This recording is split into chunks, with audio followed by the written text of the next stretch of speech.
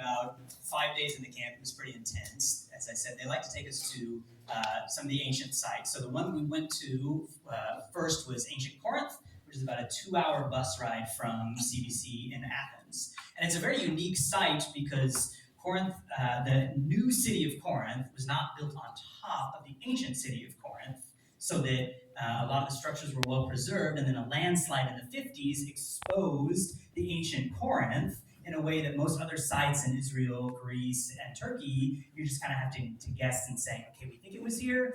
In Corinth, you could actually see what was happening.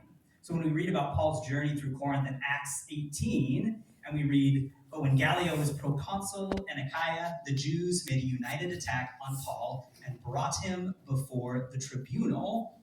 We actually got to see where this happened. It was translated here as tribunal. But really this word for the place that Paul was taken sometimes is translated as judgment seat, sometimes tribunal. Our guide, who was a wonderful help for us, helped us to see that this doesn't really capture the full meaning of the location where Paul was taken.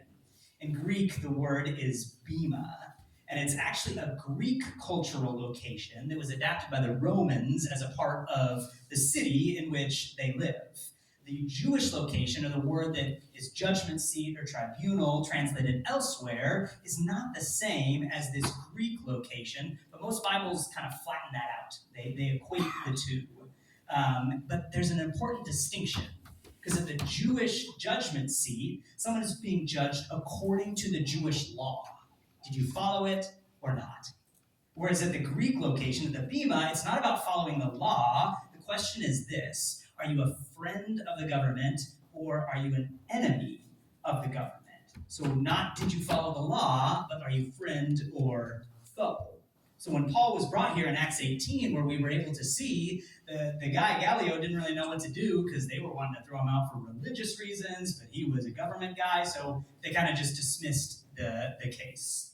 But there's another time in Scripture where this location of the bema is mentioned, and maybe you guessed it, but this is the bema in Jerusalem, where Jesus was judged in front of Pilate, which helps us see a little more of Pilate's confusion, because he was being asked to judge a religious matter, but he was asking, are you a friend of the government or a foe?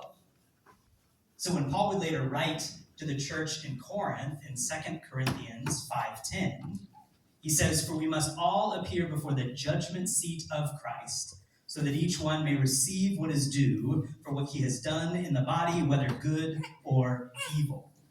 You probably guessed based on my introduction that judgment seat used here is not the Jewish location, but it is actually the Greek location that Paul is talking about, judging friend or enemy.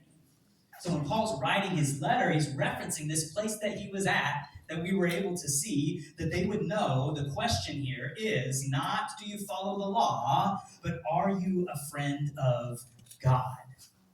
So in that moment, sitting in front of that bema, I was reminded that because 2,000 years earlier, Jesus faced the same question at a bema, and because he chose to die on the cross for us, when we are standing in front of the bema that Paul is talking about in heaven, we will be able to answer that question assuredly.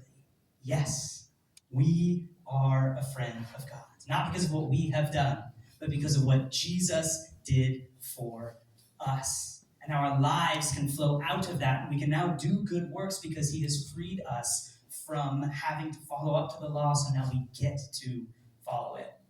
So a deeper, richer understanding of the gospel was revealed to me through our guide, through seeing this location in Corinth. And I could talk about more things like Erastus and head coverings and Marseille and so many things that were opened up to me by seeing what was happening there. But I'll end there with a reminder that because of what Jesus done, we are now God's friends. And that we can see on mission. We'll bring up the next team.